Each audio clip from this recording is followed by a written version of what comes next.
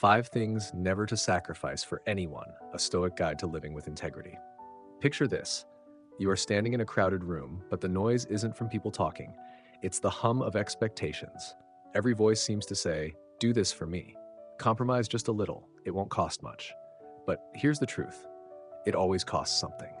A late night here, a swallowed opinion there, a missed opportunity that once set your heart alight. Piece by piece, you give yourself away until one day you realize you no longer recognize the person in the mirror. This is the invisible erosion the Stoics warned us about, the slow surrender of your inner pillars in the name of keeping the peace or pleasing others.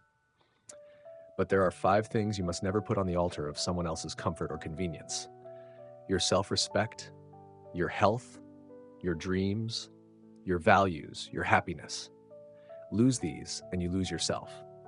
Guard them, and you live with a steadiness that no external chaos can shake. Today, we draw on the wisdom of Stoic philosophy and the lived experience of many who've stumbled and rebuilt to reclaim these 5 pillars. This isn't theory. This is survival. This is how to live without betraying yourself. 1. Self-respect, the bedrock of your identity. Self-respect isn't ego. It's not arrogance. It's the quiet, non-negotiable understanding that your dignity is worth protecting. The Stoics were relentless in this belief. Epictetus reminded his students, "If you wish to be good, first believe that you are." Respecting yourself sets the template for how others will treat you. It's like drawing a boundary in the sand that says, "This is the standard, cross it, and you've lost my trust." But here's the modern problem. We've been conditioned to trade pieces of our dignity for belonging. We tell ourselves, "It's just this once." We stay silent when we should speak. We agree to things that grate against our sense of justice. We laugh along with a joke that cuts too close to the bone. Each time we think we're keeping the peace. In reality, we're eroding the foundation we stand on. Personal story illustration. Years ago, I had a colleague who was technically brilliant but constantly overlooked. She accepted extra workloads without credit because she feared being labeled difficult. Over time, her resentment grew, but she still couldn't bring herself to say no. It wasn't the workload that crushed her. It was the loss of her own voice. Only when she finally confronted her manager, setting clear limits, did she reclaim her self-respect. The change in her energy was immediate and visible. Self-respect is like a fortress. Without strong walls, anything and anyone can wander in. And here's the Stoic lesson. Fortresses are not built by accident. They require deliberate choices, brick by brick, boundary by boundary. Practical Stoic steps to protect self-respect. Define your non-negotiables. Write down what you will not tolerate in work, relationships, and your own behavior toward yourself. Say no without justification. A no does not require an essay. If it doesn't align, decline. Stop outsourcing validation. Seek alignment with your own principles, not the applause of others. Because the people worth keeping in your life will not punish you for honoring yourself. And those who leave, they were never there for you in the first place. 2. Health, your irreplaceable vessel. The Stoics didn't worship their bodies, but they respected them as the instrument through which life is lived. Marcus Aurelius called the body a servant of the mind, and servants must be kept in good condition to fulfill their role. In our culture, there's a dangerous narrative that glorifies sacrifice at the expense of health. Skipped meals, sleepless nights, powering through illness, all worn as badges of honor. But here's the truth. A collapsed body is a collapsed life. Why sacrificing health is so common? We tell ourselves it's temporary, just until the project ends, just until the kids are older, just until the next promotion. The Stoics would see through this illusion. They knew that later never comes if you destroy the vessel that carries you. Real world, parallel. Think of professional athletes. They train hard, but the wise ones rest harder. They understand that constant strain without recovery destroys performance. Yet many of us push ourselves harder than elite athletes without giving our bodies the care they require. 3-part Stoic view of health. Physical, nourish and move the body, not for vanity, but for function. Mental, guard against needless worry. A chaotic mind exhausts the body. Emotional, release grudges and bitterness. They poison both mind and flesh. Personal reflection. I once spent months ignoring back pain while pursuing a major career project. I told myself the discomfort was a small price for success. In reality, the untreated injury lingered for years, costing me more opportunities than the original project was worth. Health sacrificed is rarely health regained. Practical Stoic steps to guard health: schedule rest with the same priority as work. View movement as maintenance, not punishment. Treat mental stillness as part of your daily hygiene. Ask before saying yes to a demand: will this cost my well-being? The Stoics would say, you cannot be of service to anyone, including yourself, from a place of depletion. Fill the vessel before you pour. 3. Dreams, your singular path. Dreams are not optional hobbies. They are signals of your unique calling.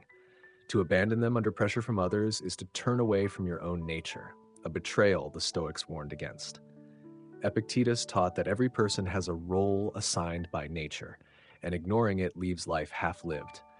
Yet, we often bury dreams beneath practicality or fear of judgment. Why people give them up: fear of failure or ridicule, pressure to follow safe paths, belief that dreams are indulgent. But here's what the Stoics and experience make clear: the tragedy is not in failing at your dream.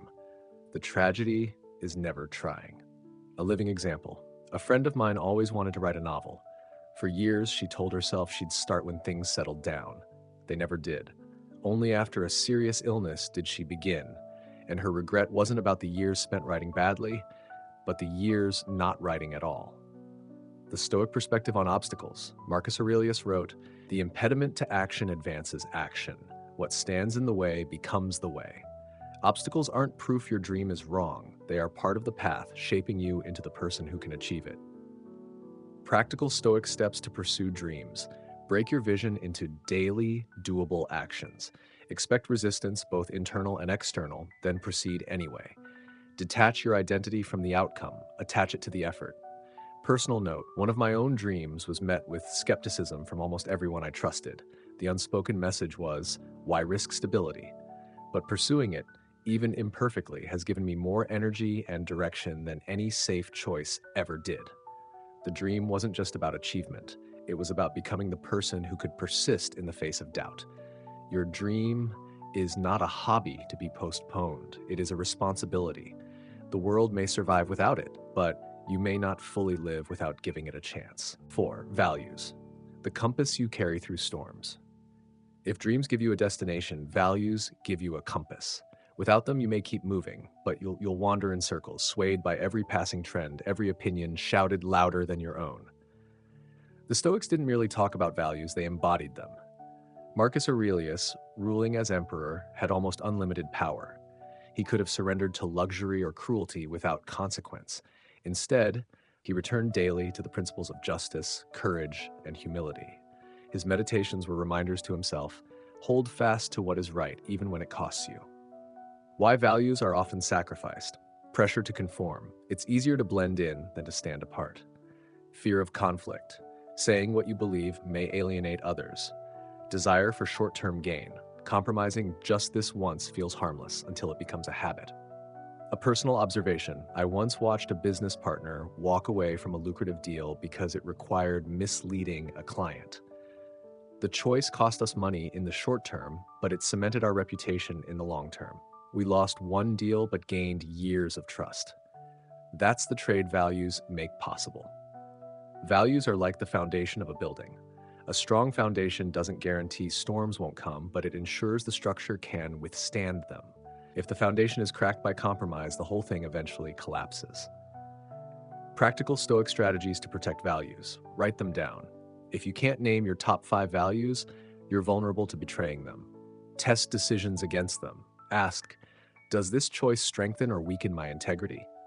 Accept the cost. Living your values may mean losing opportunities, but never your self-respect. The courage to stand alone. Epictetus warned that if you want to improve, you must be willing to be misunderstood, even mocked. This isn't about stubbornness. It's about refusing to sell your moral compass for temporary comfort. In a world obsessed with image and convenience, values are the rarest currency and the most stabilizing force you can have. The 5. Happiness, the quiet, steady joy of alignment. Modern culture treats happiness like a prize, something to chase and catch. But the Stoics understood it differently. They used the word eudaimonia, which means flourishing, a deep well-being that comes from living in harmony with your nature, your values, and your purpose. The illusion of deferred happiness. We are told, explicitly or subtly, work hard now, enjoy life later, but later often never comes. The Stoics would challenge us. What's the point of reaching the peak if you're too depleted to enjoy the view? Happiness as a daily practice. Gratitude. Seneca believed wealth was not in having more, but in appreciating what you already have. Presence. Marcus Aurelius urged himself to focus on this moment's work, not the distant future. Boundaries. Protecting your peace is protecting your joy. Personal reflection. There was a season in my life when every conversation began with a to-do list and ended with a complaint. My mind was always in the next task, the next milestone. I realized I was living in perpetual postponement, never allowing myself to be happy in the present. Shifting to a daily gratitude habit, noting even the smallest victories, changed my internal landscape more than any achievement had. The Stoic guardrails for happiness. Detach from what you can't control. Much unhappiness comes from wrestling with the uncontrollable. Let it go. Invest in inner wealth. Skills, relationships, resilience, these cannot be stolen. Accept imperfection. Self-compassion allows happiness to grow even in difficult seasons. Happiness, to the Stoics, wasn't a wild high. It was a quiet steadiness, the ability to remain whole even when life is imperfect. These 5, self-respect, health, dreams, values, and happiness, are not luxuries. They are the pillars that hold up the architecture of your life. The world will tempt you to barter them away, to keep a job you hate, to preserve a relationship that erodes your dignity, to gain approval from people whose respect you shouldn't even want, to chase a version of success that empties you out. The Stoics would remind us, you do not control the world, but you control what you refuse to sacrifice. And that choice, to stand firm, to guard your inner citadel, will define the quality of your life far more than anything you achieve or acquire. Your life is too valuable to be negotiated away. So as you move forward, ask yourself, at every request, every crossroad, does this honor my self-respect? Does this protect my health? Does this serve my dream? Does this align with my values? Does this sustain my happiness? If the answer is no to any of these, the choice is clear. Hold your ground. Not with hostility, but with quiet, immovable certainty. Guard these 5 pillars, and you don't just survive life, you live it well. You meet each day with the kind of peace that can't be taken, like the kind of joy that isn't dependent on circumstances, and the kind of integrity that leaves a legacy long after you're gone.